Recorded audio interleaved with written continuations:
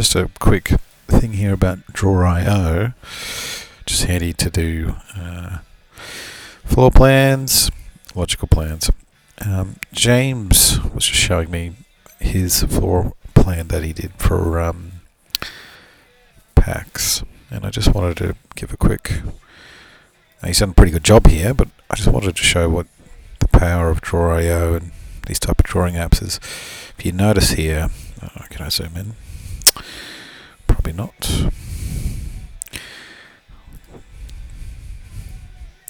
So see, he's made a bar here, a line, and really we just want to show that we want the line from here to this switch here.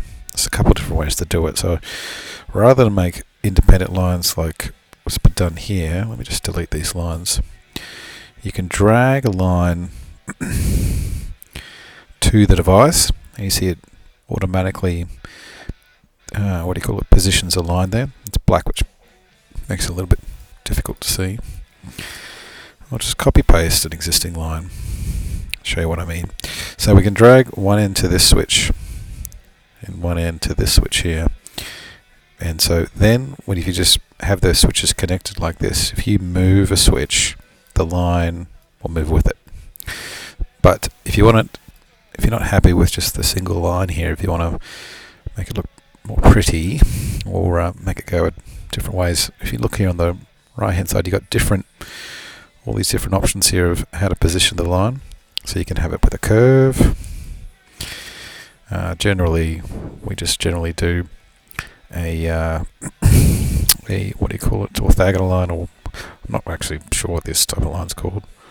But here you have two positioning areas here where you can say, actually we want to have it, we can move, roughly where the cable run is there.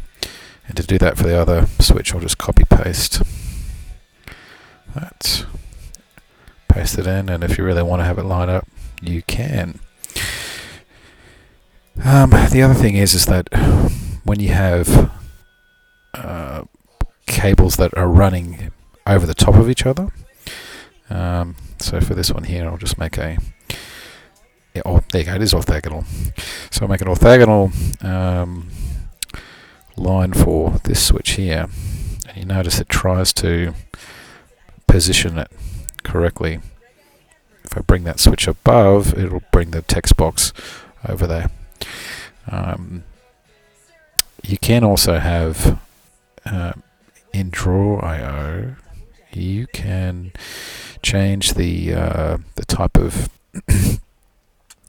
jumping, so that if there's another line that goes over the top, say, if there's another line, I'll just give an example here, that runs over the top of this one, you can see it's drawn little jumps over the top, which makes it a little bit, or you can have just an air gap or a sharp, square, to give you an idea of, if when you invariably have lines that are crossing each other, actually no, there's two independent lines. So anyway, just a quick little mentioning here of Draw.io, and I think it will help you guys be more efficient, especially when we have when we have multiple revisions of the drawings. One other thing quickly is you can do layering in Draw.io just like in Photoshop. So if I go view layers, right, you can create another layer. So in this case I'll call it cabling. I'll just grab everything minus the background, cut, go into cabling, paste, and so then if I untick cabling, you can see that I'll call it network cabling. So then you can see there's a page here for network cabling, which has everything with it. So in theory, and with the benefit of doing it this way, is that when the floor plan invariably changes, you just do the one background image and you don't have to mess around with all the other things behind it. Also, if you lock it, like I just did there, it means you don't accidentally move the background image, which makes it easier for placing items and things like that.